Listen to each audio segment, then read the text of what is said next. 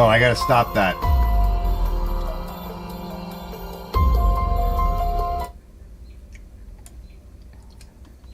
I have to put a stop to that. What's up, everyone? What are you guys doing? I gotta take it out of the loop. Hold on. I'm not with it yet. I set it up in a loop, so it's the first time I did something like that. I figured that's kind of cool, right? Tesla's roasting, but, well, with an open fire. Yeah. Fire night, said Dodgers president and CEO Stan Kasten. Who better to kick off Pride Night and throw out the first pitch than the Prince of Darkness himself? He has been one of the boldest advocates for transgender ideology over the last few years, so it's an honor to have him. In preparation for the event, the grounds crew at Dodger Stadium has received orders to mow a pentagram into the grass surrounding the pitcher's mound and to sprinkle the entire field with the blood of a freshly slaughtered goat. Sources also confirmed that the seventh inning stretch will feature rousing Hail Satan chant to organ music. Beelzebub is the patron saint of tolerance. Filthy lucre and self-worship, all cherished values of our organization. This is just like hysterical, right? I don't know if any of that is true. This part isn't. But I don't know if it is. It could be, because that's what they do. So this is a same article carried by a different news organization. Now, let me get to the next step here.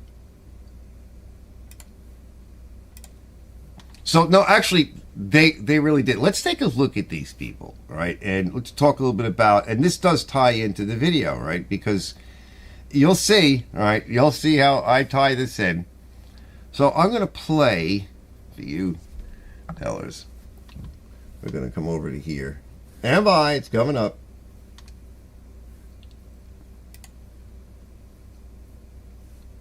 Make sure I have it.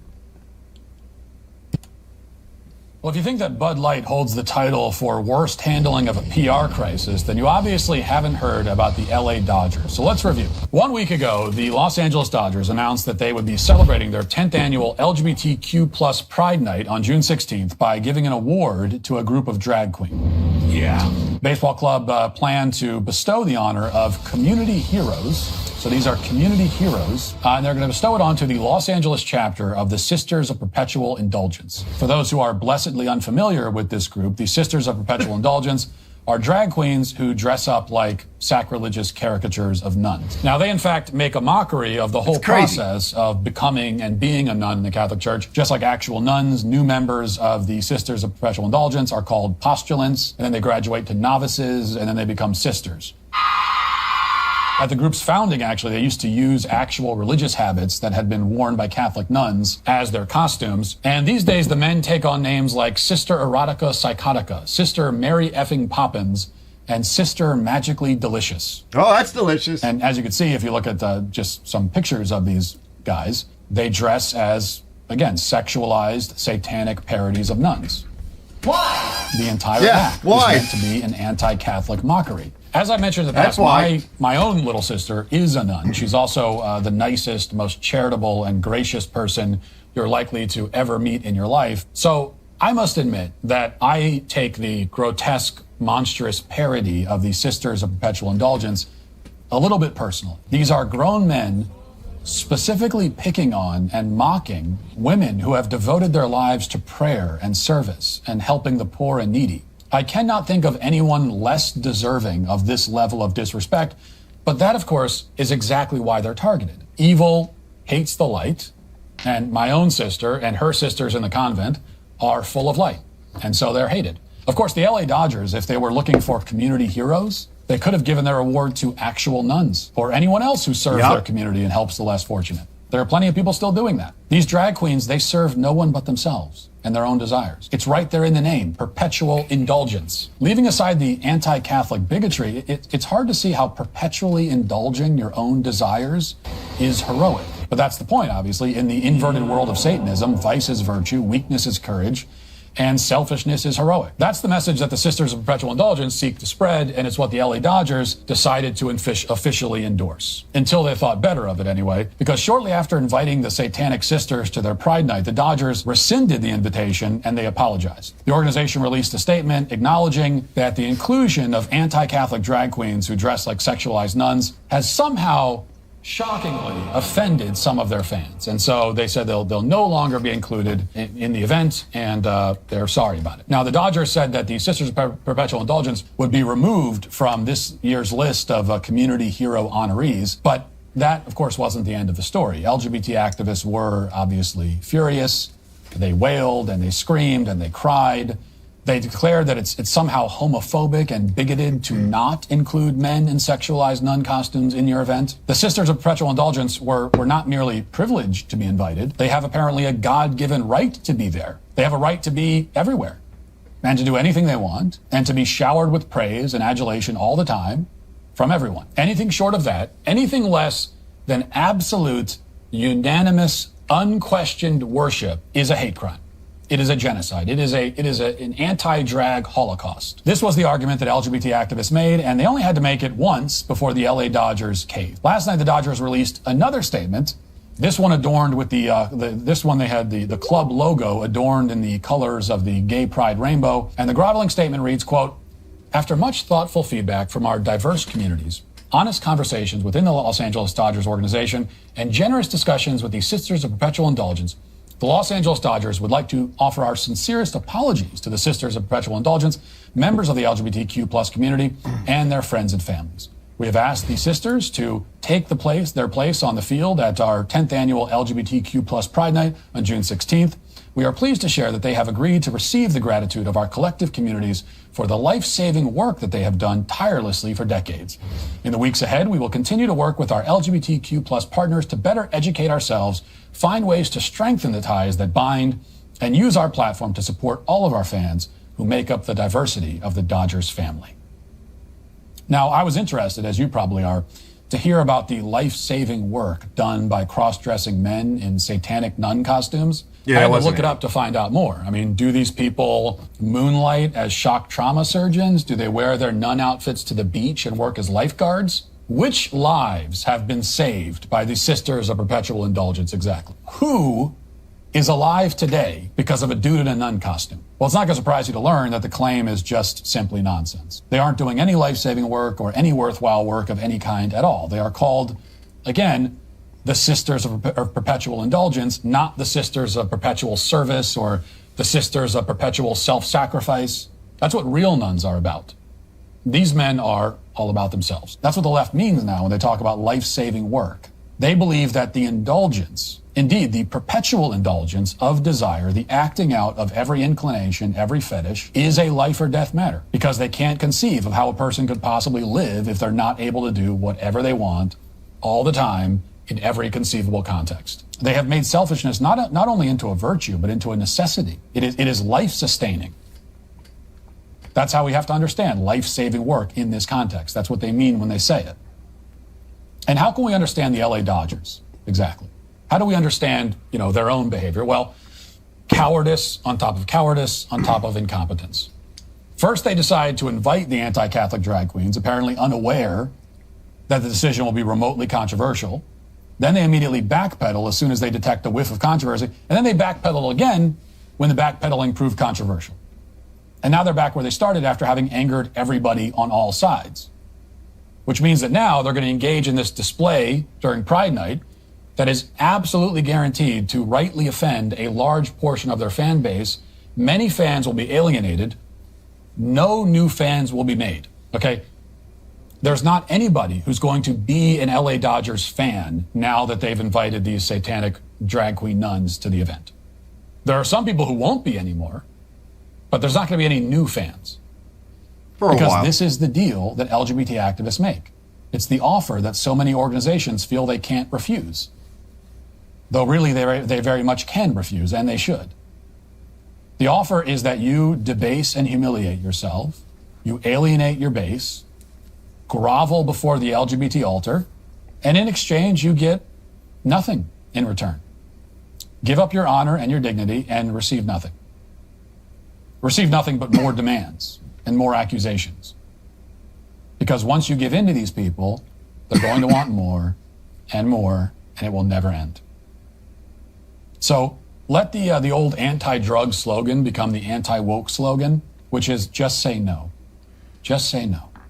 Say no to them every time. Say no. Move on. Let them cry about it. That's what the Dodgers should have done. But they were too stupid and too cowardly. And that's why they are today, finally, canceled. Okay, thank you, Matt. That was Matt Walsh's opinion and his... Now, my take on it is, let's just throw out the semantics of it first. And he made a couple of interesting points. So why would an organization do that? Why would a company, let's say, when I had a couple of shows ago, a company like Jeep move their facilities down to Mexico? And even though Biden says that we're going to be making electric cars here, but that obviously is not the case, okay? He lies, right? They all lie. Why would all of these companies like Honda stop making lawnmowers and engines? Because as I said earlier and a couple of shows ago, it has a lot to do with them being sued. Who's suing them? Well, activist groups like this, NGOs, right? Why are they doing it? Where is this coming from, right? Why would an organization that is making money, that pays its members, right, in this case the players, a lot of money, that has to deal with the public, why would they debase and humiliate themselves and lose money? Why would Anheuser-Busch put the face of this dude, girl, guy, whatever, who's parading around for 365 days, acting like a silly woman, is making actually fun of women by doing that? Why would they do that, right? That's not a good business move. None of these are business moves in a normal world. This is an upside down world, right? Well, that's Satanism for you. What's left is right, what's up is down. But why would this is coming mostly from the World Economic Forum, and it's coming from the UN. And as I mentioned in one of my other videos, it's coming from the United Nations, right? It's the agenda for the 21st century. It's Agenda 2030. And it's a very sneaky plan, because the idea is, on every possible level, is to debase and humiliate and to destroy civilization as you currently know it. And that's why I'm going to get into why there isn't going to be cars like electrically powered cars or solar or anything like that. That's actually going to be part 2 in this thesis. Part 1, we'll get into the part 2 and I'll get a little bit deeper into it. So this is my opening salvo, effectively. This is insanity, right? Well, the idea is to make insanity normal, to normalize insanity, because you can't have a sane world when you have stuff like this going on. Companies will be moving, they'll be losing money, they'll be going under, there won't be enough resources, people are acting crazy, right? You can't have a sane world, and it's very important that a human being in particular, of all the animals that parade around on this planet, a human being needs to know where north is, where up is, where down is, right? What is left, what is right. We have to agree that this is a lawnmower and this is a computer screen and this is the color red, and we have to all agree on this. It's not just for commerce sake, it's for sanity's sake, and otherwise you would effectively be living in a hallucination. You'd be going around, and this person that you're talking to, you think you're getting through to them, like I think that I'm talking to you fellas now. And what's really happening is that if people become so disoriented to the point of it's becoming a hallucination, you're saying a word and they're hearing something completely different. You say a word and they're triggered and they're angry and you've lost them and they've lost you, because you've said something in innocence that maybe had a definition 10 years ago of a particular definition that everybody understood to be the definition of this particular word or term, and now it's a completely different definition. And so communication itself is broken. The understanding between people is broken. What's up is not up anymore, right? So, when you ask a Supreme Court justice, right, the nominee, what is a woman, and she can't really tell you because she says, I'm not a biologist. I'm not a doctor. I'm not this. This is ridiculous, all right? So this is beyond, just technical issues of getting a car to work, and that's what we're going to get into. Let me move through a little bit.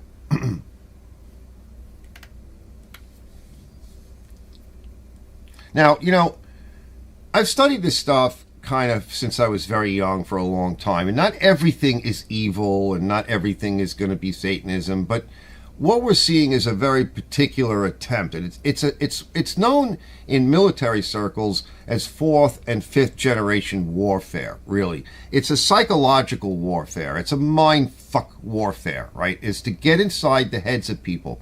And part of the reason for it is there's a lot of very serious things going on in the world right now.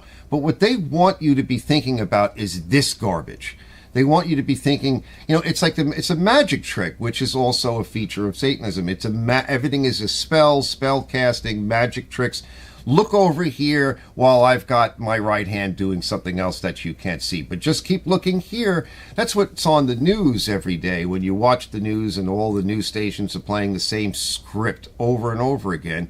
And it's the same organizations coming from Europe, essentially, saying the same stuff, telling us, what they want us to hear, and lying a piece of the truth. What the worst thing is to take a bit of the truth and turn it on its head, because it kind of smells real, and you can identify it to some degree as real, but it's so twisted, and it's only part of the story. It's like the lie of omission can be just as deadly as the lie that is found out and that is so overt, right? Because, you didn't tell me that if I pressed that button it would stab me, right? Well, you didn't ask. This is the kind of evil shit that is going on. But not everything is like that. So now there are... So the first part of this is going to be more of a traditional. Now, I'm sure you guys have seen a number of videos out there on arguing and discussing over the technical problems and why we really can't have solar power and all this stuff. And I'm going to touch on a few of those things. And there's been a lot said about that. But what hasn't been said is some of what I'm already starting to say right now. There are technical issues. There are limiting factors in the technical design. There is safety, as in the intro you could see. There's fires, right? The power equation is also not really there for batteries, right? So our gasoline engines that we enjoy playing with, you look at a gasoline car, for example, the energy density inside of gasoline is extremely high. There's very few things other than like maybe hydrogen and then, of course, nuclear power that have energy densities that are higher than gasoline. Diesel is about the same, but in order to extract it, it requires an engine whose compression ratio is much higher in order to extract the energy that's within the diesel fuel itself. It's actually safer. Actually, diesel fuel is a very refined fuel these days, and it's actually quite safe. Even if you spilled it on the ground, we all know that anybody that's ever run a diesel knows that there's a bacteria and a mold that will eat it. It'll disappear into the environment. It might suck for a little while, but unlike radioactivity, right, it won't stick around. Unlike some of these toxins that we saw in like Pennsylvania, right, in not Pennsylvania, another place where the train derailment was, and they decided to burn that stuff and turn it into potential dioxin, which is a forever compound and does not leave the soil or leave the environment. The only way to get rid of a dioxin is you have to superheat it and destroy its molecular base. So there are certain things that are much safer. Gasoline evaporates, and then it goes off into its various constituents as a hydrocarbon. So it's actually quite safe. It's not even that easy to burn. It really requires you to be on a hot day or heat the fuel up and get a vapor pressure up and turn it to vapor, and then you can light it, no problem. And it does that very easily because it's a volatile organic compound. So it will go to vapor very quickly on a hot day or if the fuel is heated. But overall, it carries inside your gas tank of your car 10 to 12 gallons. There's only one part of the component that is required to run the engine or to use the fuel. And the fuel, in the case of a battery, the fuel is a chemical compound of minerals and such that provide electricity. In the case of your car engine, right, one half of the equation of power is the fuel. The other half, the car doesn't have to carry. The engine doesn't have to carry. It comes from the air. And there's abundant oxygen or CO2, oxygen, in the air. And so you don't have to carry that. You don't have to compress it. You don't have to put it in a container. You don't have to try to control it. All you have to do is access it through the intake system. So it only has to, so not only does it have a very high energy capacity or energy density, but you're only required to keep one half of that equation, whereas a battery has to contain all of the power it's ever going to have throughout its lifetime. And there's only about 1,000 charges on any particular lithium or whatever battery technology that's currently out there today. You get about 1,000 of them, and then after that, the battery degrades. Now, we know they fall apart. We know there's problems with them. And people might say, well, there's ways of innovating that out. Well, not really, because once again, you come down to the problem of the energy density, right? So you even if you innovated the battery to be safer, it would be twice the size and twice as heavy and twice the cost. So you haven't innovated anything because they're already extremely expensive, as Casey pointed out earlier, right? When he made a comment about a $10,000 battery. Yeah, you buy a used car that's a battery car. If it's not, the cars that I personally like are the ones that are engine with the battery, electric motor, right? Those I think are probably the best bet. Their batteries are very small. They're very easy to get. They're made quite safe because it doesn't require a lot of battery to run the whole car. So the batteries are fairly small. It's a relatively small pack, about this big. They're not as concerned about packing so many batteries in. And, it's a hybrid. So you're getting most of your energy when required to charge it right there, to run the car under throttle, circumstances that require it. And then the battery is just kind of there as a ballast and to help out. And it's a really good setup. That actually is the best way to go, really, for a standard vehicle. But for an electric vehicle, it can't work. If you wanted to make it stronger and you wanted to make it better, like let's say mil spec, right, it would be really heavy. And we're going to take a look at another video in a minute to give you guys an idea of how much resources are required for a battery like this. Not just how much resources, and I'm not going to get too much into how much we have to dig out of the ground, but I'm going to show you some fellas that talk about that briefly. And these are two people that gave testimony before. I believe it was the Senate. So they gave testimony at the Senate. There's two different interviews, and they're going on and on about this. And you're going to hear some pretty startling facts, right? Because these are people that are in these businesses, and they can either request a hearing or generally they're asked to appear. So it's not a subpoena, but now. I think what a lot of times what happens is, let me just back up here. What goes on today is sort of this there is no spoon kind of thing. It's a truth enigma. You put out a little bit of truth and say, oh, we can have, hey, what's up, Robert? You can have all of these cars we're going to make out of electric, and we're going to be charging everywhere, and you're going to have charging stations all over the place.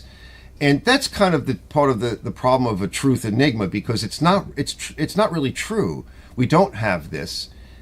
We're not going to have it. It's not practical to do something like that, and it's extremely expensive.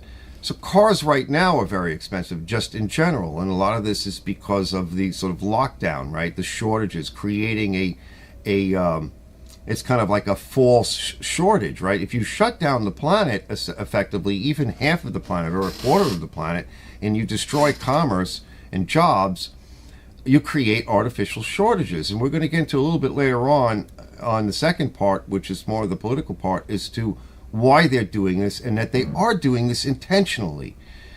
So you can't have your cake and eat it. It just doesn't work like that.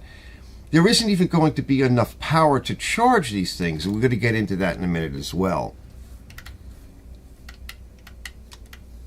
Now again, I'm not trying to preach this, I'm just trying to show this so you can, you can contest it all you want. Again, Rob is saying that, well, was it practical to put gas stations all over the country? That's a good question, right? And I think, as we get towards the end of this video, you might want to re-ask that question of yourself, right? Is it something that... The intent in those days was to put a gas station every so many towns, at least one in every town. And it was said back in those days that they wanted to try to put a vehicle in every garage, right? That was the sort of tagline they had. But that's not the tagline of today. That is not the intent, and that's what I'm going to show you in a little bit. They have absolutely no intention of putting a charging facility, in every town or in every street, or at the corner, right? Like we used to have gas stations across from one another. They have no intention of doing that. And I think that's really where the answer lies, because it's not even just a matter of, is it technically possible? Well, technically right now, no. Okay, we don't have enough power to charge these things. So technically, no, we don't have enough. And you could say, well, where would we get it from? We'll just make more and more and more and more and more, and eventually it'll all sort itself out. Once again, like I said, you'll see later on as we get to that, it won't come to that. All right, they have no intention of putting gas stations in power stations in every town, charging stations in every town or in every few blocks. They have no intention of allowing us to have electric vehicles. Okay, they want you in 15-minute cities. And they don't want you living in homes like this, and that's what I'm going to show you in a little bit.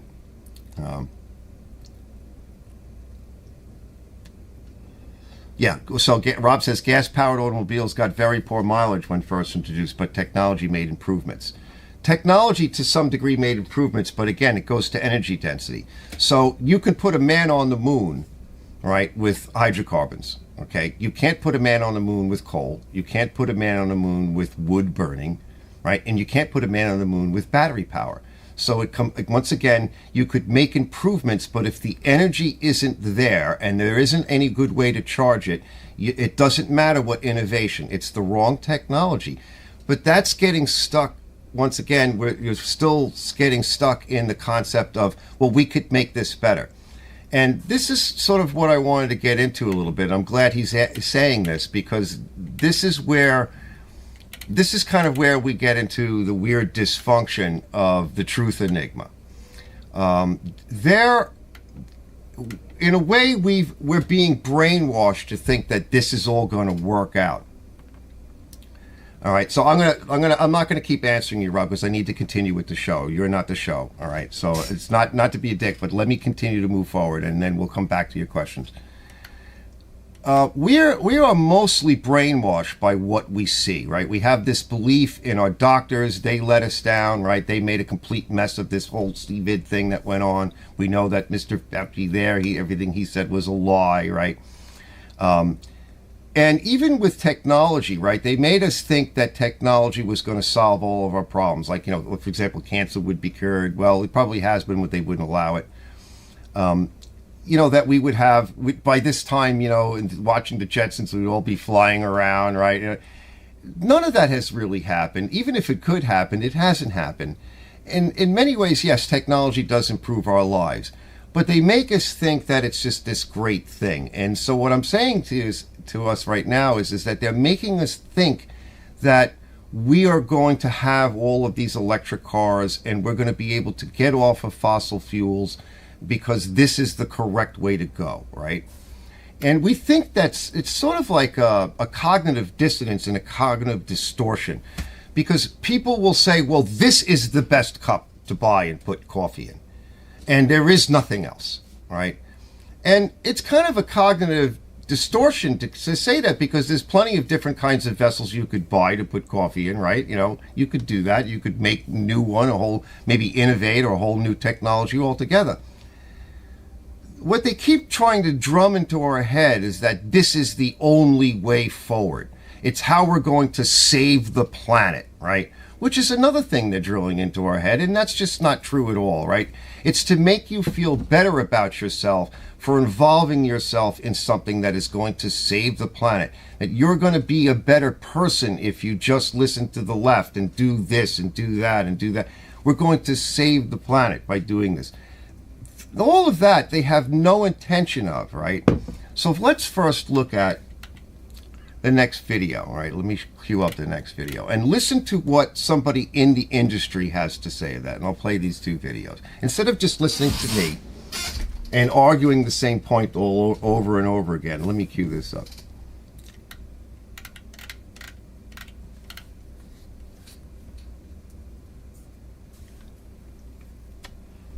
Right. On the one hand, you want to mandate not only electric cars, but industrial scale backup batteries for wind and solar farms, all in the name of saving the planet.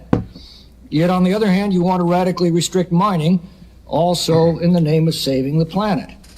Well, you can't do both.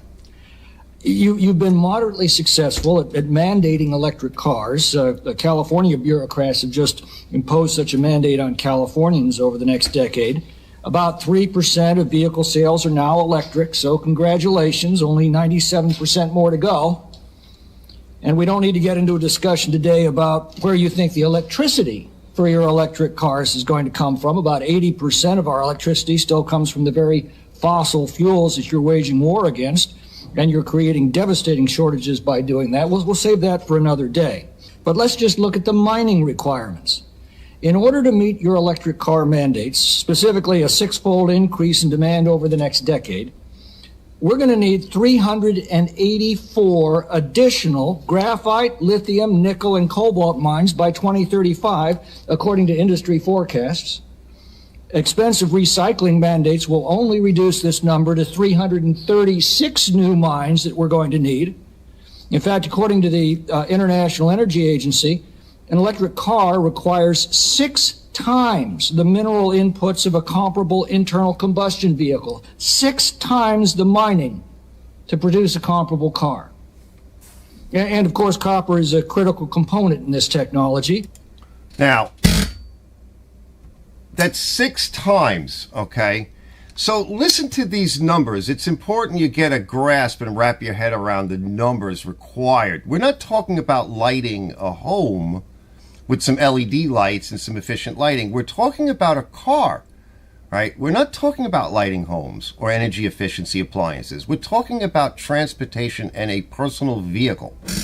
Well, I say it's not going to happen, right?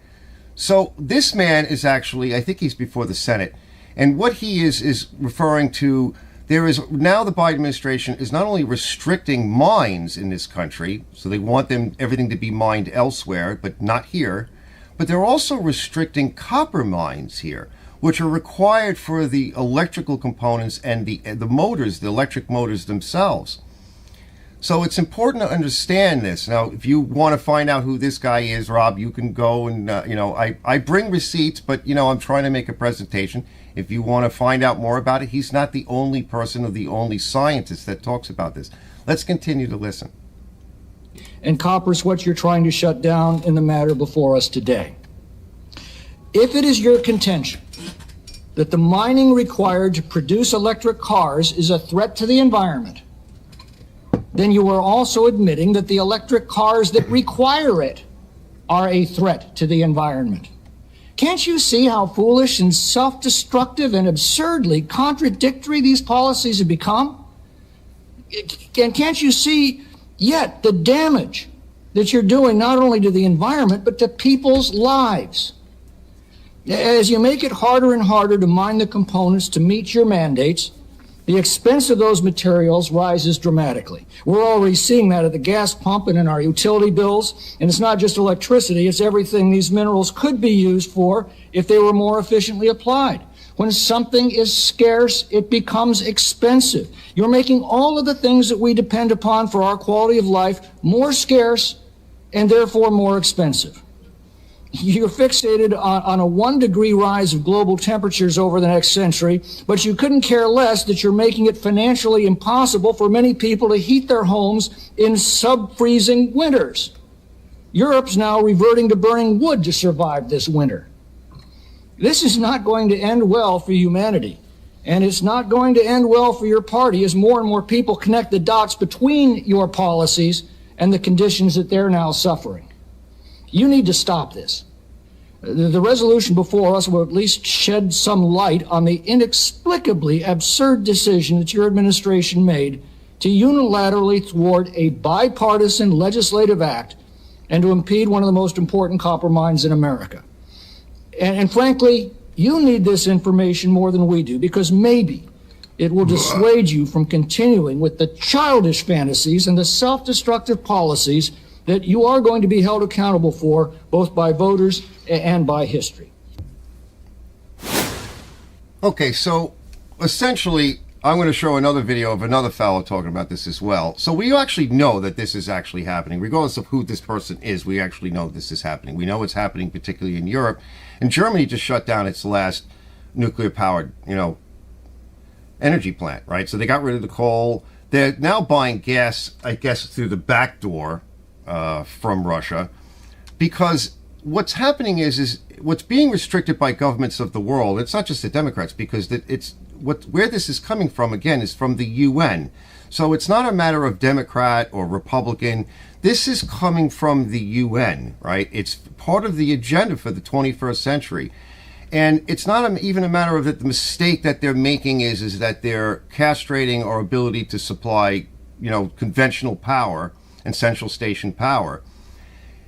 They're castrating that and reducing that while they're trying to push through a technology that is not even here yet, right? That is not innovated. It is not in full development. It is not in widespread use. And that requires a lot of energy, particularly, if you're going to dig 300 and some odd more mines for cobalt and everything, currently right now, a lot of them are being dug by people that are poor and with children. We know that some of these mines exist, and they're collecting this stuff by hand. That's not going to work. Certainly you cannot do any kind of industrial mining that way. And it requires big, heavy equipment that runs on diesel, right, to do it, right? So you're not going to get away from that. And by restricting the availability of it, and this because right now it's very rare, it's costly, it's extremely costly. So the average person, somebody like me and many of the people that I know, we can't afford a $60,000 car, regardless of whether or not it's going to be electric or gas, right? And cars are going up in price because of the artificial shortages that are imposed upon us because of things like lockdowns and, shutting down plants, what have you. So let's go to the next one. This is where the cognitive dissonance comes, because it's not a matter of lighting your house or energy efficiency. You're not even going to have enough power to run what you currently have. And I think the bigger question has to be that if you want to save the planet, if you're one of those people that thinks that you're going to save the planet and that you should go to more energy efficient things, what are you prepared to give up? Do you want to be like Austria and the Germans, where you're going to give up your ability to heat your own home, or like the British, where they've had huge 100% increases in the cost of living, like on electric and energy in terms of heating your house? What are you going to give up, right, so that you can have what you say is the best thing? Or is it just me and somebody else that has to give that up? Or some poor schlump? Because that's going to happen to all of us very shortly, and it already is happening to quite a number of us in the Western world. And I'm going to continue with that. Now, let's just take another quick look here. Now, like I said, this is where some of the cognitive dissonance is, and it's not to bust anybody's chops. All right, let's go to I'll go to the reality of power here. This is a good one. Just so we're clear on the scale of the issue, each electric vehicle battery for a heavy-duty truck weighs 8,000 pounds. And you need at least two of them. So we're talking the weight of, 4 or 5 cars. And my friends and peers in the industry nationwide who have tried to make efforts to put in, say, hey, I'm going to convert a dozen forklifts to electric, or I want to tee up a facility for 30 electric trucks. There's no power. The utilities come back, the cities come back and say, is this some kind of joke? One friend tried to put in Illinois a facility, tee it up for 30 trucks electrification. The city came back and said, this is some kind of joke. You're asking for more draw than the entire city requires. And just to give you an idea, 30, 50 trucks, that's like a 5-6 megawatt application. The factory that makes the trucks is a 2 megawatt factory.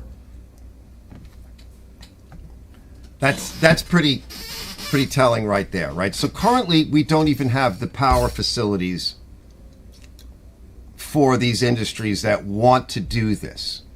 Now, where are we going to get that from? You're just going to we're going to buy solar panels from China, who they say they're going to try to go to war with? Really? That's how we're going to solve that, right? And we're going to continue to shut down coal and natural gas plants and have even less. I mean, that's what California did, right? They said they did the same damn thing. And then they turned around after they shut this stuff down. They tell everybody, please don't charge your electric vehicles until such and such a time, right? This is just the beginning, because it's going to keep happening. We're just going to keep going down this road. Now, I wanted to kind of go to something funny. Before I get to something funny, I want you to consider a few things. For example, the insurance industry, right? Now, we know these things catch fire. There's a certain amount of potential issue. It's because of putting so many batteries together in one section, in one. Now, Tesla does this thing where they put all their batteries in a titanium case. That's one of the reasons why that damn car is so expensive.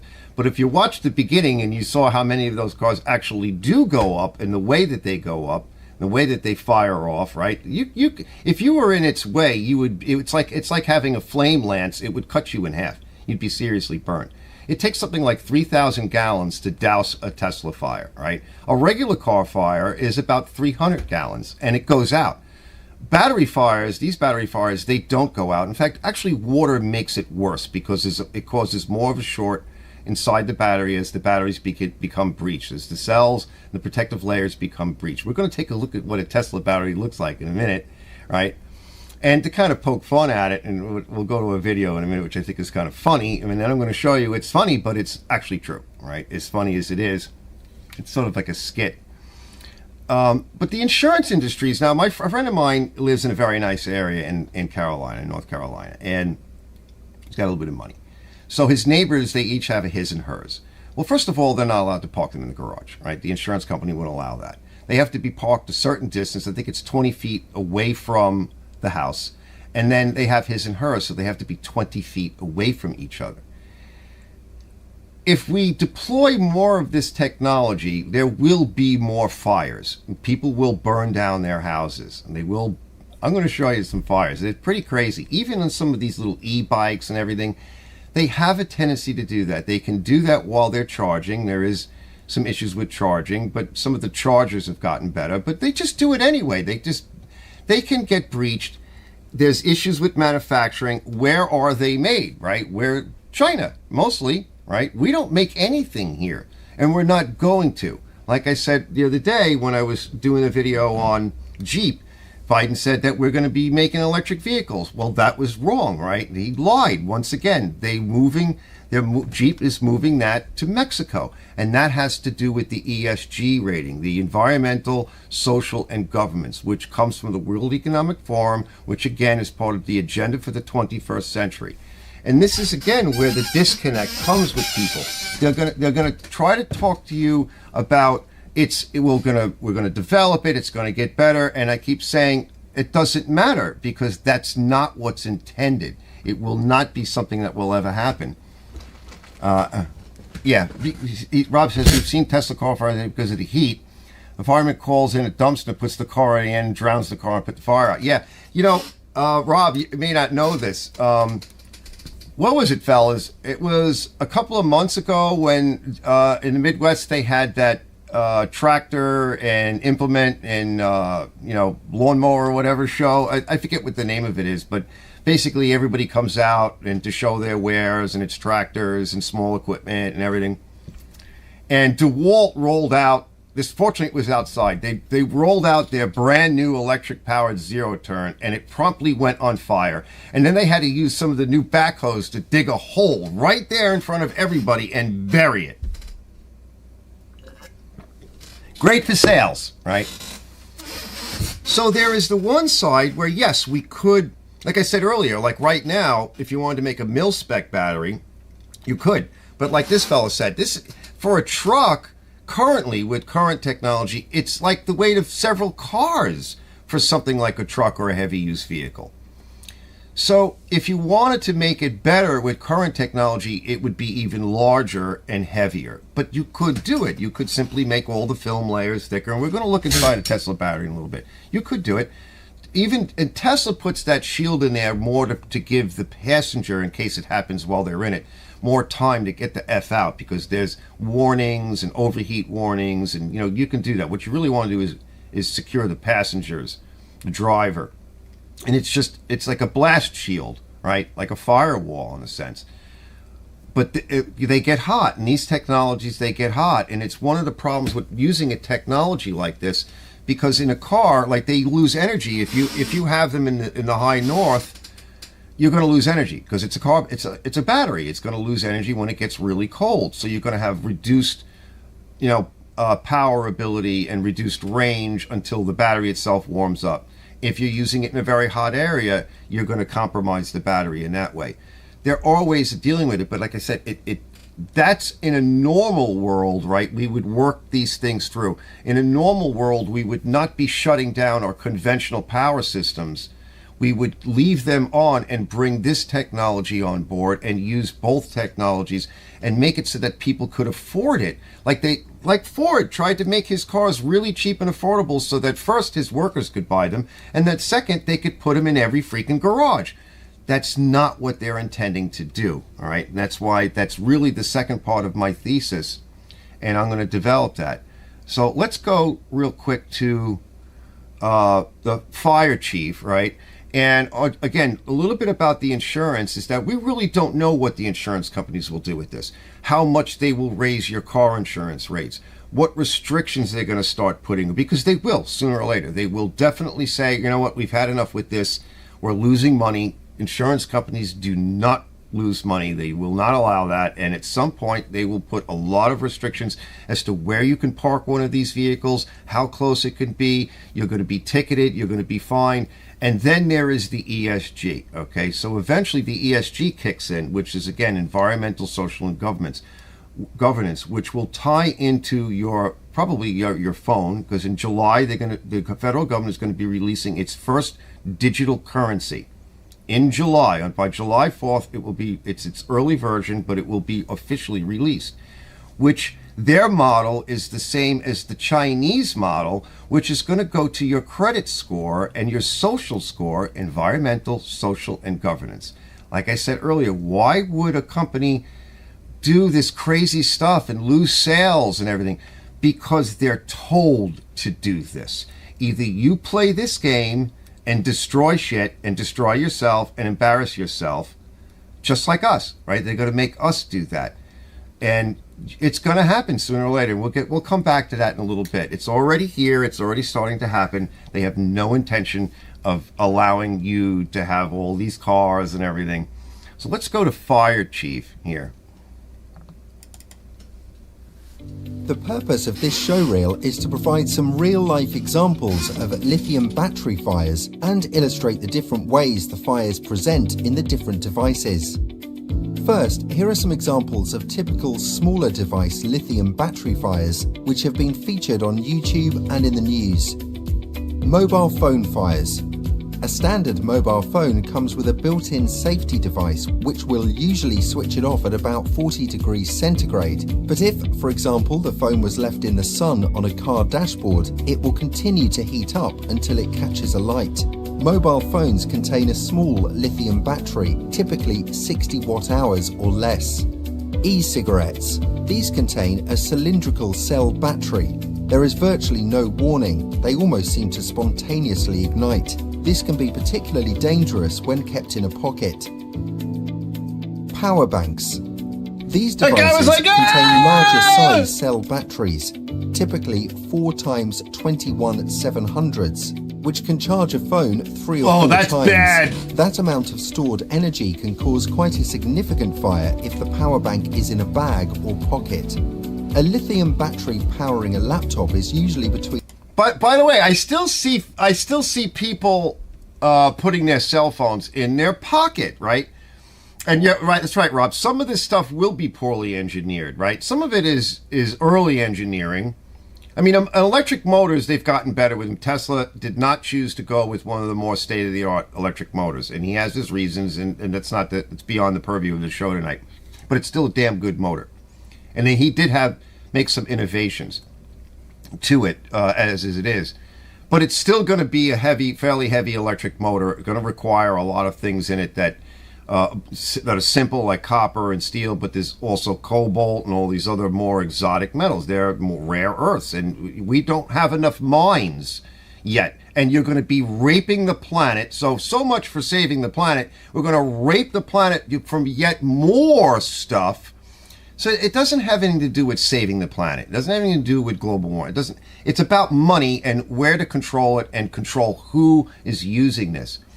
But like I said, I still see people carrying their cell phones in their pocket, and I sometimes even see guys on YouTube where they're like doing their thing and they got that. You could see it because you could see the shape of it and the bulge. I'm like, that is not a good idea. You're stressing out the battery. They do make cell phone batteries much better. But why do that? Like, why? If fortunately, you would probably feel it. Probably, right? You would feel it start to maybe bulge or heat up and get hot. But if it's in a tight pocket and you're trying to grab it while it's starting to, go and it's getting hot, and they make the belt thing that you can clamp to your belt. Wear a belt or your belt loop, and then that securely holds your phone and it slips in on like a bayonet mount. That way you can carry it with you. It's out in the open air and it's not going to get hot, right? Let's go back to the video. In 60 and 100 watt hours and is capable of spraying debris across the office, so is likely to set other areas of the room on fire too. Electric scooter fire. There is more warning with this as smoke is emitted first, but it still erupts into a fire quickly. The lithium battery is in region of 500 to 750 watt hours. Electric scooters are now banned on TfL network due to fire risk and regular fire incidents which have taken place. E-bikes. These can have up to a kilowatt-hour lithium battery. Just like the e-scooter, the fire starts by emitting smoke first. Using a garden hose to spray the battery with water doesn't make any difference to the fire. It just keeps going. And now for some larger fires involving a recycling centre, a battery energy storage system, BESS, and a couple of electric vehicles. The recycling centre. All lithium battery devices have built-in obsolescence, so once they have been through up to 1,000 cycles of recharging the battery, will need to be replaced. It's worth noting that this is also true for electric vehicles, so the number of batteries and devices which are going through recycling centres is ever increasing. Powder extinguishers are often used on large lithium battery fires in recycling centres, but these are ineffective, so the battery will continue to reignite. 0.7 litres of smoke is generated per battery watt hour. Therefore, a 6.5 watt hour battery will generate at least 5 litres of smoke. Next is a video showing testing of the fire hazard of a 125 kilowatt hour energy storage system comprised of lithium nickel oxide, lithium manganese oxide batteries. The fire smokes for a long time, but once the flames break through, the whole container is destroyed due to propagation of thermal runaway from pack to pack. In China, there was one of these container fires per month last year. Electric vehicle fires can reignite hours, days, or even weeks after being extinguished. So the key question is, when is a fire out? The fire brigade struggled to douse the fire even using 3,000 gallons of water. Fire chief, making the world a safer place. Sorry, no sound. Thanks, buddy. This is the kind of shit. I try to mute my mic whenever possible because my chair squeaks, and you guys keep telling me to lube it. I almost did today. I was going to do it. I'm like, it's on sort of the weekend thing I wanted to do, is bring it outside, clean it off, and figure out what the hell is making all that noise. So these things, when they go up there, they're very dangerous. Those storage facilities, what do you say, is like one a month was going up? China powers those with coal fire, right? And they don't even use the good coal. They use the dirty coal, the dirtier coal, because no coal is really clean, but there's a dirty and a cleaner variant. And they don't even have like good coal, firing plants. Like they don't have good scrubbers on them. And so there's no such thing as, they don't care about the environment. They're not interested in global warming or anything like that. They're the ones that are going to benefit from all of this, and they're going to suck the rest of us down because of it. And this is one of the problems why I say they don't have any intentions. I don't know what their intentions are. Somewhere off in some weird land, and I'm going to show you what weird land that is.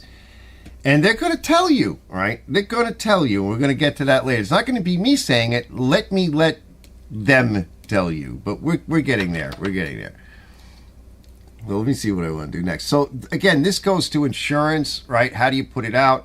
And there's the other thing of recycling all this stuff. Can you imagine, right? We don't even recycle our tires properly, right? The car, we're at the point now where we recycle probably well over 90% of a car, except for things like tires, right? Some of the stuff does get burned, and it has to be burned because it's mixed in with waste.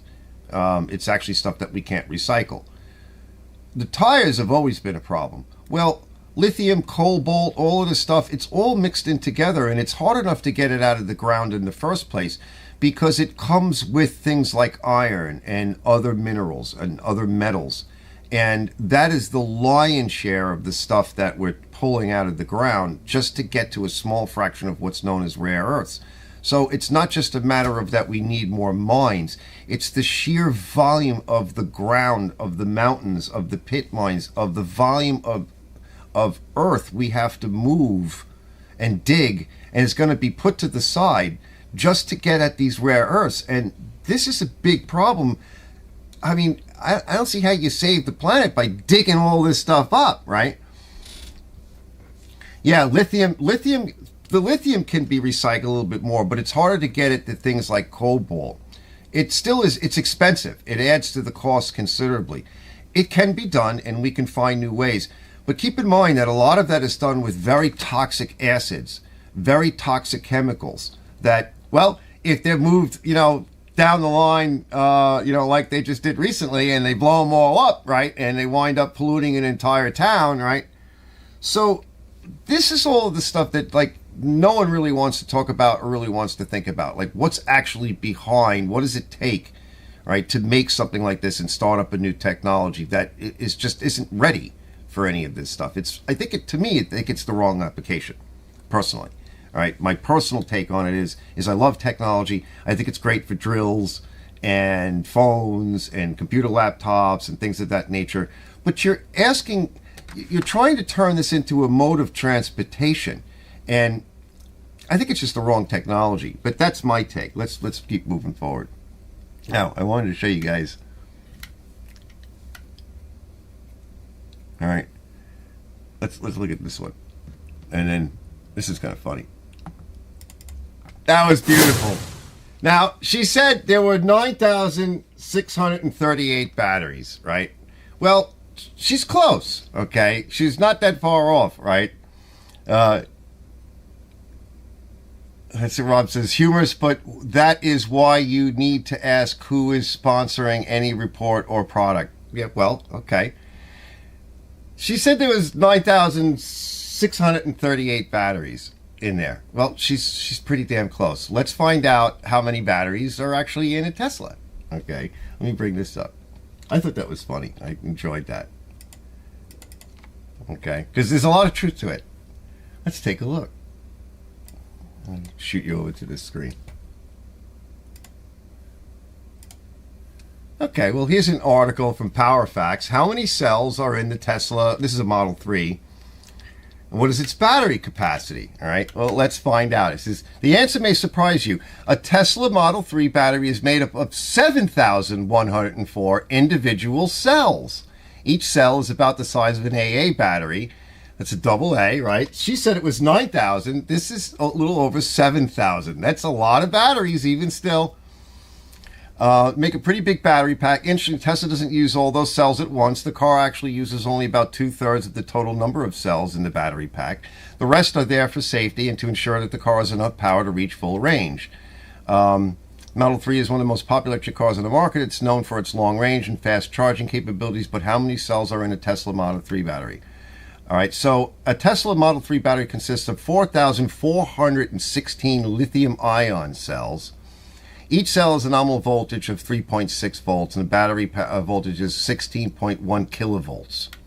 Capacity of the battery is 90 kilowatt hours, which means that each cell can store up to 20.4 watt hours of energy.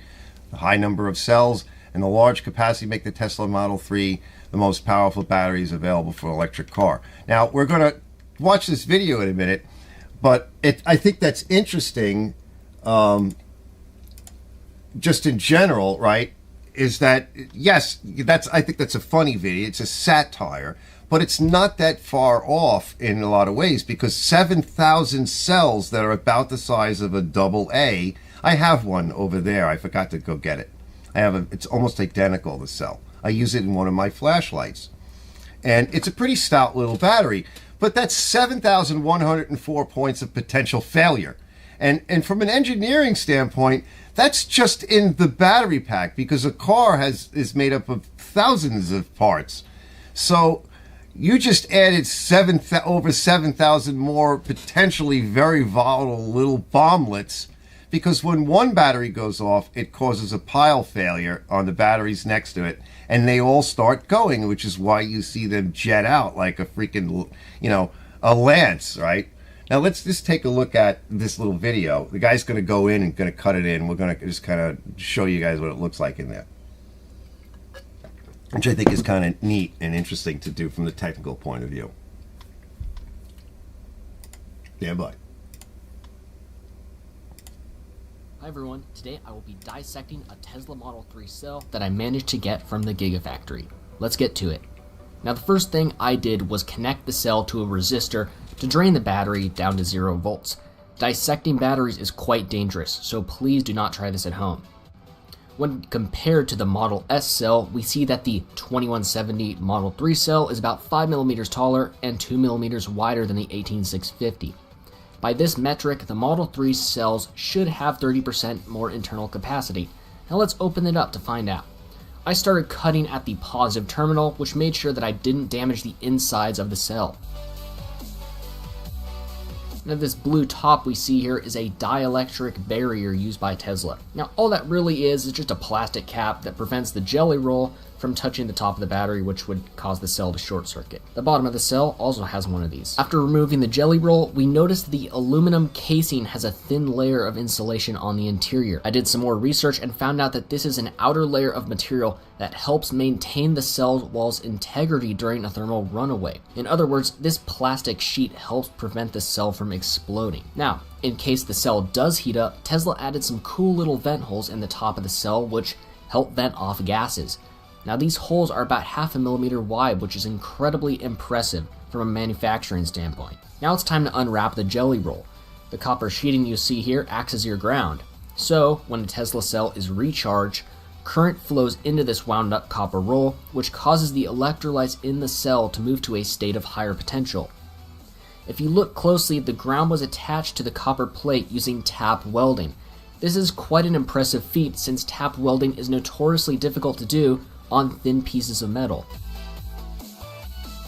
As I unroll the jelly roll even more, we come to this green layer. Now this layer acts as a piece of adhesive to prevent the ground connection from tearing loose. This black powdery material you see here is a lithium nickel cobalt aluminum oxide, which is what holds your energy. Now this lithium material is basically pasted onto another sheet of metal, which connects to the positive terminal of the battery.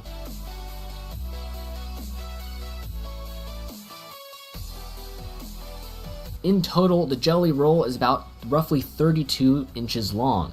What this means is that the Tesla Model 3 cells do indeed have 30% more energy density than the Tesla Model S cells, which have jelly rolls roughly 24 inches long. I hope you guys enjoyed the video. If you did, be sure to like and subscribe, and I'll see you later.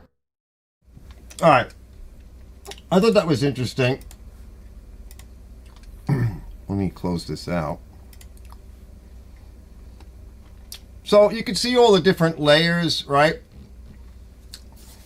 You could make them, you could improve the technology, you could improve the material handling, all that. You know, he's done a pretty good job, just as it is now, but you could make them stronger, and that would make them more expensive. It would probably make them bigger and heavier. And that causes other issues. Now that's the technical side. Let's see, Rob says, Tesla battery was considered state-of-the-art just a few years ago, but new tech is coming to market regularly to focus on scientific research. Yeah. they're looking into actually different types of batteries altogether, right? Which is not an innovation, it's a different technology. And that's really, I think, where we really need to go, because you're only going to get so much. You're talking about a car or a potential truck.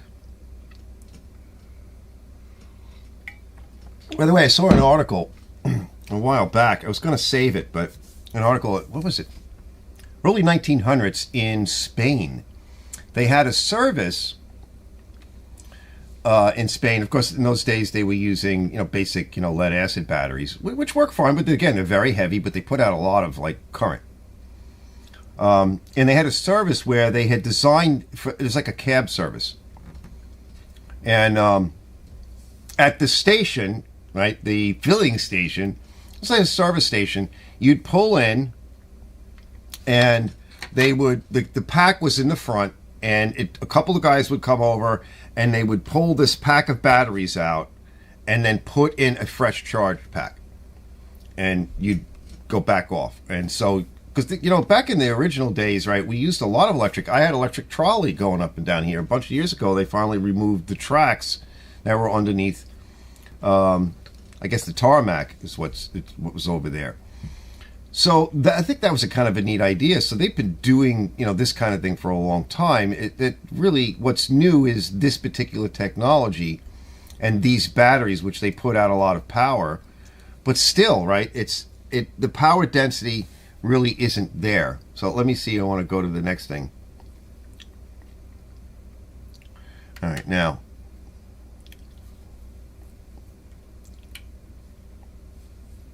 Okay. So it's important to consider it's a technology in terms of its social use, right? Its use in society. So a technology by itself, if it's only being, like, rocket technology is awesome. How many rockets you got? You might say, well, technology has trickled down. Sure, we get most of our technology even comes from like DARPA and shit. Cell phones, things like that, right? But really, in terms of technology, why I say that we're not all going to have these cars. First of all, cars are getting ridiculously expensive. Everything is getting ridiculously expensive.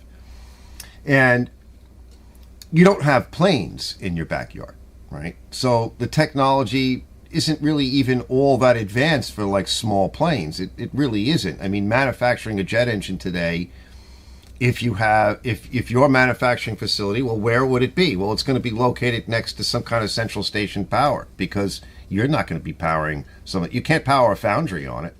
You're not going to be able to power any industry. In Germany, as I said earlier, they just closed their last, final nuke power plant. BASF, which is a huge innovator in all technologies, coatings for screens, all kinds of stuff they make, they had to leave Germany. And they went over to China, and the cost for moving an industry like that is huge. And they finally said that they just started to make back enough money, right, to pay for the move. So they left Germany because the European Union, which is really controlled by the UN under the agenda for the 21st century, they have decided to essentially deindustrialize Germany. Germany being we keep thinking of the world as from an American point of view, and that we're somehow immune to what's going on over there, and it's not really going to happen here. But that's not true anymore at all.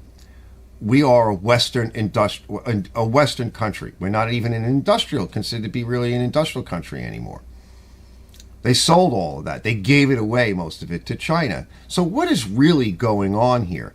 Well, let's take a look. Okay, let's let the people that are over in the European Union tell us what they have planned, instead of arguing over, well, the technology isn't there and it's going to get better and everything. Let's just listen to what these people think.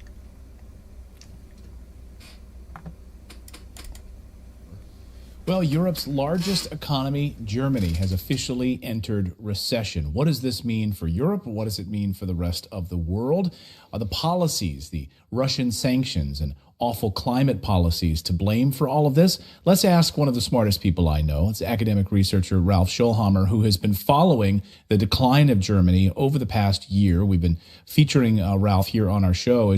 Ralph, you've been predicting this. You predicted this was happening. I hate to say that you were right because of what it means for the rest of Europe. Good to see you, Ralph. Good to see you, Clay. Thank you so much for the high praise. But I believe that everybody who was willing to see what was unfolding in Germany or in Europe generally was expecting this. It's a little bit of an ironic game, I would say, that is currently played. And we see this in the case of other countries as well. So we have the first measurement of economic data, and then the revisions come in. So first there's slight growth, then there is no growth, and then there was negative growth, or in this case now in Germany, it's a recession.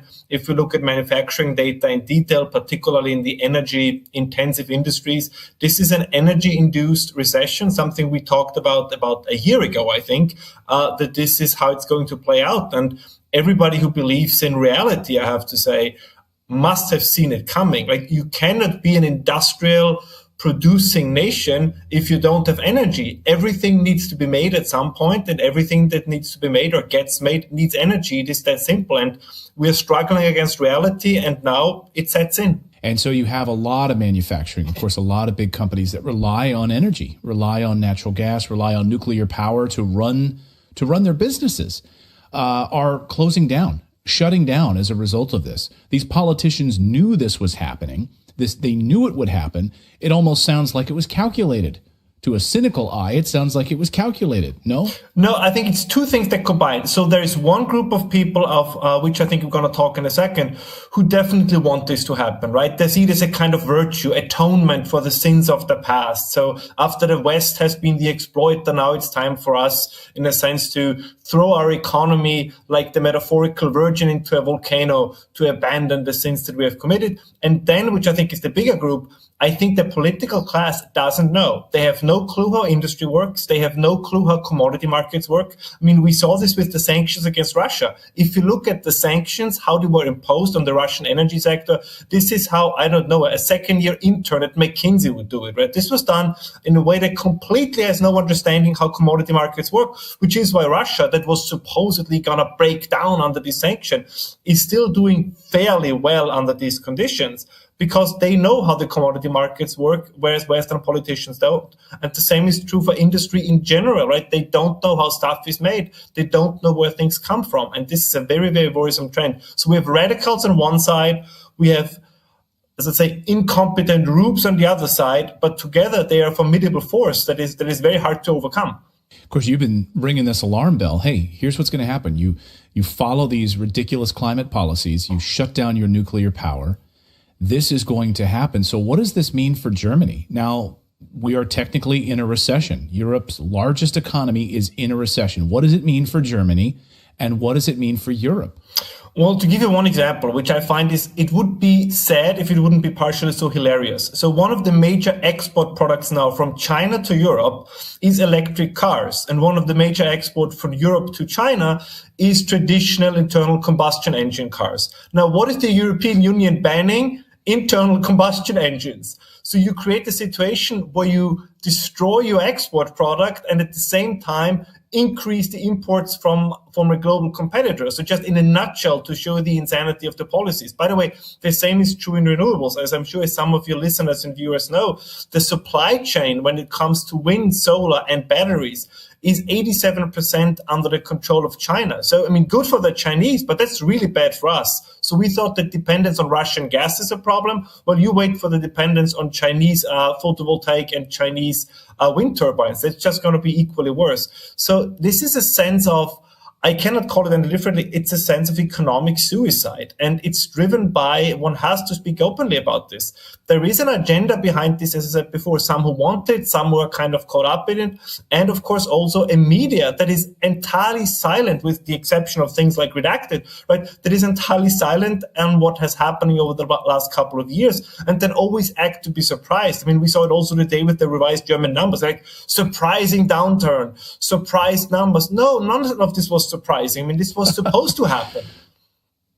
Right. You've been predicting it. We've been talking about it here on the show. All of the signs were pointing to it. When you shut down your nuclear power, when you go blindly into these ridiculous climate policies, this was going to happen. When you heap enormous sanctions on Russia and cut off your flow of natural gas, you look the other way when the Nord Stream pipeline is blown up.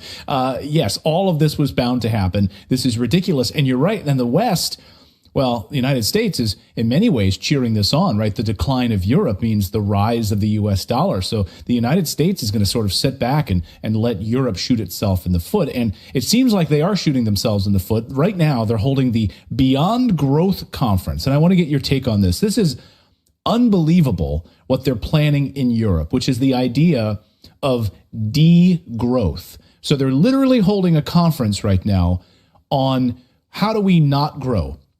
I mean, it's absolute insanity. I just want to play for you one of the speakers that they brought in to speak at this conference and get your take on this. Let's listen. Infinite growth on finite resources is not only a myth, but is extractivist and ruthlessly oppressive by design. So when talking about growth and defending growth, there is a very important first question that we need to ask ourselves. Who are we growing this economy for? And what stories do we use to justify it? We have to acknowledge what lays below our growth. White supremacy, colonialism, and imperialism. White supremacy justifies a global system of exploitation and extractivism. Colonialism lays at the foundations of the European economy, institutions, corporate value chains, trade deals, investment agreements, and geopolitical structures of wealth accumulation, which means that there is no degrowth without decolonization.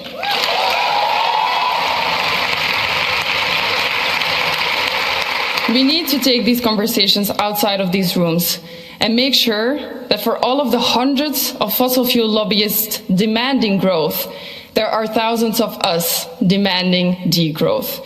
We need to redistribute wealth, cancel climate debt, implement a universal basic income, massively invest in loss and damage funds, degrow the economy in high-income countries, increase universal public services, reduce working time, dematerialize, and reprioritize what it means to live a human life. So, Ralph, white supremacy is at the heart of growth. A growth economy means it's white supremacy. And there's so many people in the audience that are shaking their heads right along with this. This is Europe right now. Well, I think it's as... Oh, and Rob just said they are right, but their timing is too aggressive. So they're right that you're a white supremacist who has been suckling at the tit of growth because of cheap energy, right, inexpensive energy, and that your own success has been hinged upon your whiteness and your aggressiveness and your inequity, and that you live in a nice house with air conditioning and everything else because of that, and you need to give that up, Rob, all right? You said they're right. And what they're saying is you need to give that up, and you should be on a minimum basic income of which you will not afford a new car of any kind. You won't be living in that house. You'll be living in some type of 15-minute prison city or something like that. So what part... The Earth's resources are limited. That's right. They are limited. So you're telling me it's a good idea that we're going to go open up another 300 and some odd mines and dig out the majority of the Earth to get to some minuscule amount of rare earth to put a electric car in the garage of every house when they don't want you to have a house? You see the logic, right? It's well, because you think it's unsustainable, right? You think it's unsustainable, but are you going to give up your home?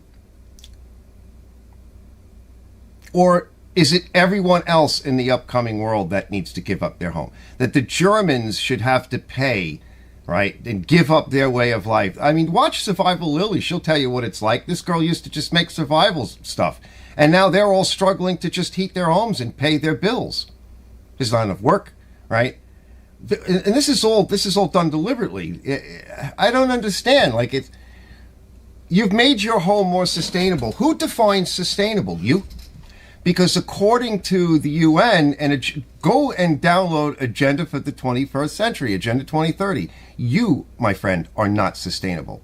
I'm not sustainable. You don't seem to be getting it. You think that you're removed from this, right? That you can sit where you are and I can sit and everybody else here in the United States can sit back and be like, oh, we're just going to keep this going, right? We're not going to do any more. No, they want degrowth, right? They want us to be on a universal basic income. They don't want you, you're not getting it. They don't want you having a car, period. They want you on some kind of public transportation. They're going to make it too. I think it's just one of these things where this goes back to this inability to see really what's happening. Let's go back to the video. Yeah, okay, so what? You lose less power than you did 20 years ago. I think you're still missing the point. You need to lose your home. That's what they're doing to people. You are part of the people of the Western countries. The United States is slated for this, right? It'll hit you. It'll hit you when your friends are fucking going into poverty, right? And family members and shit. Maybe you have some money and you'll be able to get away with it. So we're going to stratify the world for everybody in that audience that's making, I don't know, well more than a few $100,000 a year. And they get to have, you know, they want us eating bugs, but that's another story, right? That's how sick this all is.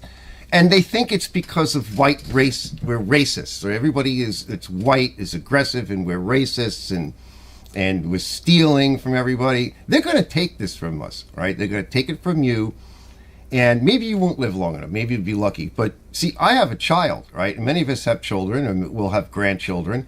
And even if it doesn't happen right now to me, or in the next few years, it already is starting to happen because I can't afford, right? You go back a few years ago, I was just starting to maybe get a handle on things. I can't afford to live here anymore, right? The dollar is just absolutely in the toilet. I can't buy what I used to buy. People over there in Germany, right, in Austria, and most of the actual Western nations are starting to really feel this pinch. You think it's just happening organically? It's being forced on us. So let me go back to the video. This is fun. I'm enjoying it. It's horrible, though. It's terrible. But in the United States, right, you cannot have a debate about anything, and at some point it's going to be white supremacy, colonialism, any of these buzzwords that are used by these pseudo-intellectuals. And that's what they are. Like the degrowth movement is a quasi-religious pseudo-intellectual movement. They have no footing in reality. This has to be said. And one thing we have to keep in mind, and we did talk about this previously, is that, of course, a lot of this kind of environmental economic agenda is driven by a boredom by an elite class. And just to give you an example of this Beyond Growth conference was organized by the European Parliament. Everybody who's a member of the European Parliament makes around 100,000 euros a year. Ursula von der Leyen, who opened the event, makes almost 400,000 euros a year, and that does not include all the benefits that they get. So this is a very, very wealthy, very rich class that revels in the idea to tell others that they have to adapt to lower living standards. And of course, they themselves, because they are so virtuous, are exempt from it. I mean, a lot of that was said at that conference is, to be quite honest, is quite ludicrous. I mean, the idea is that we have to live poorer lives in the future to save the planet. Yet they themselves, of course, they cannot join us in doing this because they need to have access to these higher living standards because they are like the Praetorian Guard who is going to save the planet. Now, this is very comfortable for them, but of course, it's going to be very uncomfortable for us. And of course, a number of these people, in order to research the degrowth process, the European Union has been handing out a boatload of money to these people. So all of these people are getting millions, right, in order to research how the rest of us should not eat meat and turn off our electricity, turn off our heaters and all of these other things. Am I right? Yeah, it's even worse than that, right? The European Research Council has now pumped 10 million euros, which is not a lot of money for them, but it's a lot of money for everybody else, into this kind of, and I call it under scary quotes, into this kind of research, because it is activism. If you read the publications out of the degrowth movement, this is not scientific inquiry. This is, as in the clip that you played, this is an ideological agenda that comes under the guise of science, but it is pseudoscience, nothing else. That European taxpayers have to finance this and are kind of paying for the mud through which they are going to be dragged is, to be quite honest, is in many ways cruel. And this is an open debate that one has to have, because if the point that the idea of the European Union or of the European states is to create conditions where life for their people is becoming more miserable and less prosperous. I mean, all of them are basically in violation of their oath of office. The reason why we have governments is to create conditions in which we can live life to our fullest potential. We are not just pawns in somebody's ideological game where they feel good about themselves at whatever cost it comes to, that, of course, somebody else, in this case us, has to bear. So this is a little bit of a revolt by the elite against the masses. It's very similar to France in 1789, shortly before the revolution, where an elite lives over its lives according to its own ideological devices, and then they want somebody else to foot the bill for it. And I don't think we should accept that. Right. That kind of thinking, though, Ralph, apparently it's white supremacy, it's colonialism. So, we got to watch out. Our sort of free thinking here is really anti-establishment right now. It's really troubling. Ralph Scholhammer, always great to see you, my friend. Thank you for your insights as always. And this degrowth, I mean, this is in Europe, but I have to imagine the United States is going to be jumping on board with this in an organized fashion soon, don't you think? I mean, we hear about it in the United States. Cut back, don't spend as much, stop eating meat. We see it in New York City. Eric Adams, the mayor, wants to track how much meat you're eating. We don't have a degrowth conference yet, but I imagine that's got to be coming. No, absolutely. And we see this just as a quick other tidbit. I mean, now you have in Germany, they're planning a law for energy efficiency that the government can basically see how much electricity you're using on a regular basis or on a minute basis. I mean, this is surveillance. I mean, this is what we're moving towards. And the United States are a little bit further behind on this track, but they're moving in the same direction. They're trying to do the same thing. So all the environmental insanity that you see particularly in Germany, but in other parts of Europe as well, the United States, at least under the current administration, are planning to do similar things. I mean, this is, again, if you make energy more expensive, you make life for the average person more miserable. It is really that simple. Now, they call it now in all these fancy terms, degrowth, or as you say, then they cloak it in this idea, this is how we atone for the past, this is how we atone for white supremacy. But to be quite honest, people of color will suffer from this the most. Let me just give you one quick tidbit. Most people in sub-Saharan Africa have access to the same amount of energy as somebody in France or Germany had in 1860. Do you really believe that they simply are going to accept this for the rest of their life? That they're going to say, in order to save the planet, we have to stay poor for eternity? They are simply not going to go along with this. And they shouldn't, to be honest. Like, they should have access to higher lifestyles, as should people have in Europe and the United States. So this is, as I said, it's only, if you take a closer look, it's only the very wealthy and unfortunately very often taxpayer funded who talk about this. But you never hear poor people getting into the streets and saying, tax us more, take away more from us, make our bills higher. It's always those who can afford it that say it has to get more expensive. We have to be very, very careful here. Yeah, you're right. The poor, the middle class will absolutely be crushed the most. We've seen that absolutely already with these Russian sanctions. We see what's happening in Colombia. We see what's happened in Sri Lanka. These countries get hit hardest first, and then it trickles up from there. Ralph, great to see you. Thank you so much for your insights on this, and we'll keep an eye on what happens in Europe. Thank you. And our thanks to Ralph, and our thanks to... Okay, Jamie Rob says people only take action when they are forced by circumstances. My newest car is 8 years old. I use 25% less power than I ever did. I've cut my cost of living without cutting my standard of living. Jamie O says, will this end? This is crazy. I work 7 days a week, 10, 12 hours a day. I have been living under a rock. Okay, so Rob obviously has enough money to be able to compensate for this. And as one of the last statements was, those that have the money will be able to deal with it. Those like me or Jamie, right, that are working a lot, and we're not going to be able to afford, right, this change. And I want to stay on point.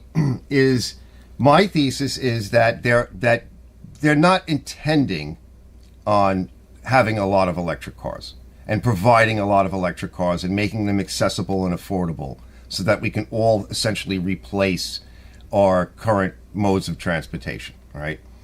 And I think to really sort of underline and underscore that point is that this movement essentially within the European Union, Ursula's there, right? And everybody's there. And what they're saying is degrowth. So they have no intention of making it inexpensive, reducing the costs, innovation. They're not supportive of any of that. They want degrowth, less power usage. They're forcing people into economic hardship.